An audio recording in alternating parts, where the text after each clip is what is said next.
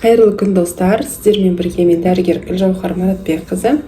Бүгінгі сіздермен айтатын тақырып ол жаңа туған балаларда 40 күнге дейін арқасынан тікен шығады ма деген сұрақ. Көп ата-аналар балаларын суға түсіріп болғаннан кейін арқасын майлап, массаж жасаған кезде арқасында қара болып майда тікенек шыққан сияқты болып байқайды. Және көп сұрақтар түсіп жатады, ол расымен де тікенек па, оны қалай аламыз, бала жылап жатыр, содан болуы мүмкін ба деген секілді. Негізінен ол тікенек емес. Жалпы бала анасынан босануға дайындық кезінде Алла тағала сондай бәрін дайындап қояды алдын ала. Баланың денесіне арнайы смазка болады. Яғни смазка деген мындай арнайы май сияқты жағынды дейік. Вот сондай смазка болады жаңа туылатын балада, внутриутробно баласының анасының ішінде жатқан кезде. Сосын ол бала анасынан босану жолдары арқылы шығатын кезде сол смазка арқылы тез сыртқа шығып кете алады. Сол үшін оның денесінде осындай майлы қатпар бір қабық слой болады.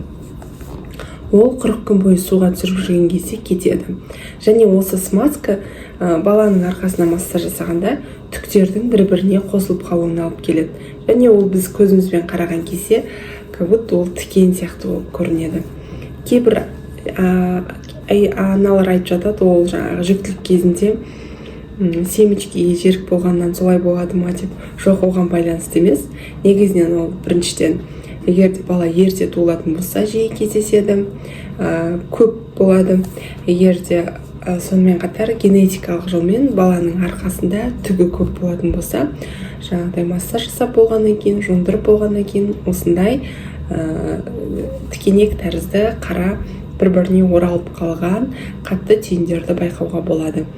40 күннен кейін жаңағы мен айтып өткен смазка кеткен соң, олай түктердің бір-біріне шиыршықталып қалуы тоқтайтын болады. Сондықтан да оған алаңдамаңыздар, және оның ең бастысы баланың жылауына ешқандай да әсер етпейді, одан емес.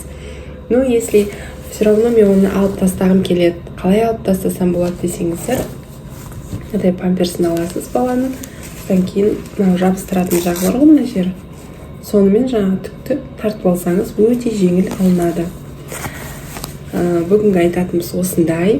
Егер де сізде жас ана болсаңыз және кішкентай балаға байланысты сұрақтарыңыз болса, комментарий қалдырсаңыздар болады. Алдағы уақытта міндетті түрде жауап беруге тырысамын. Сау болыңыздар.